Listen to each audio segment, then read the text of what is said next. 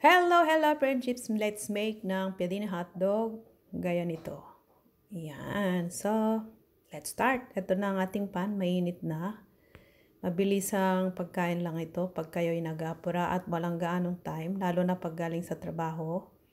Ready na siya. And hiniwa ko na tong hotdog sa gitna. Bali parang hinati pero hindi totaling nahati. Ilagay na rin natin ng isa. Dalawa siya kasi dalawa tigisa kami. Kamatis, siwain na rin natin. And yan. Diba? Musok-usok na.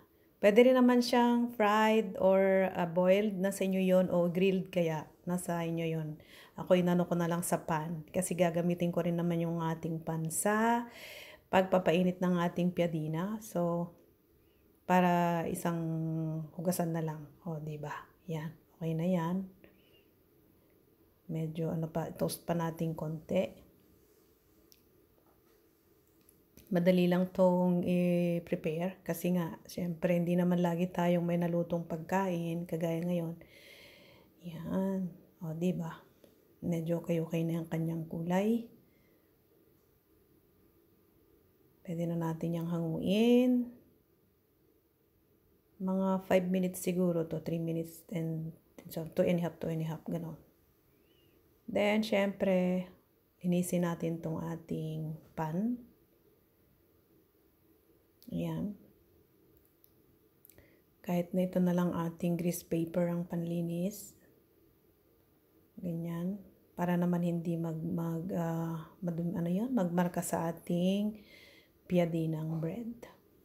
Then, ready na ulit natin gamitin sa ating pagpapainit ng piadina. At habang hinintay nating uminit kaunti yung ating pan, magpe-prepare din ako ng ating side dish. May kamatis at saka avocado. And ang pantimpla ko lang dito ay olive oil, salt, pepper. Yun, ganun lang. Pwede rin siyang lagyan ng, depende sa inyong salad dressing na gusto. Mayonnaise or ano man, kung anong gusto nyo. Ako olive oil lang and salt, pepper. Minsan din nilalagyan ko ng balsamic vinegar, yung manamis-namis na vinegar siya. Yan. Bilisan na natin at pagkapainit ng ating piadina ay okay na yan. Olive oil, pepper, salt. Okay na yan. May side dish na tayo sa ating piadina hotdog. Hotdog piadina. Ganon yata. And yan, ready na.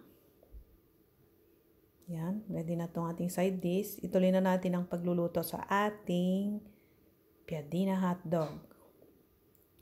Yan, painit lang natin ng mabilis.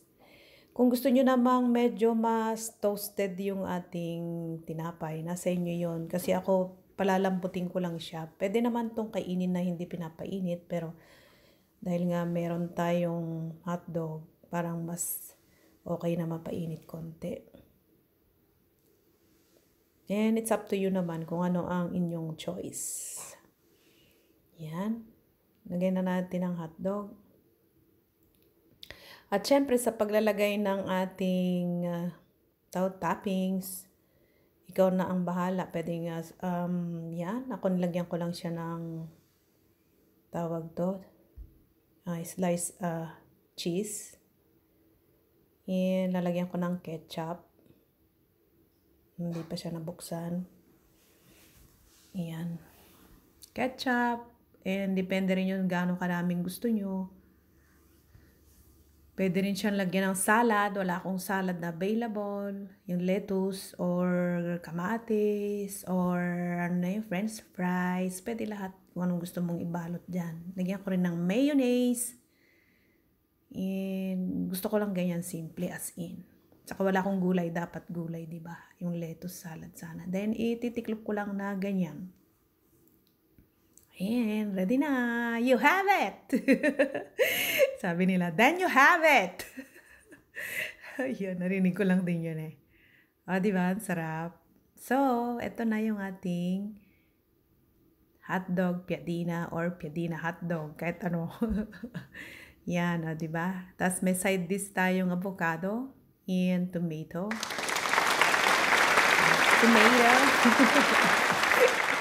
Pag inaartihan pa yun, no? Yan. While din natin sa gitna para naman may view, konti. Hindi ako gaano marunong mag-ayos ng mga, mga pag-serve na plato, di ba? Yan. Lagay na natin ito. Mabilis lang siyang ni-ready. Prepare. Yan. Sarap nito. Kain na tayo, friendships. Pwede rin pang merienda. Malaki-laki kasi yung ating hotdog, kaya kalahati nga lang yan, busog ka na. Hindi ganong kita, pero malaki siya. So, eto na ang ating finished product. Then you have it. Kain na tayo. And thank you for watching. Friendships, bye-bye. Love, love, and God bless. See you next video.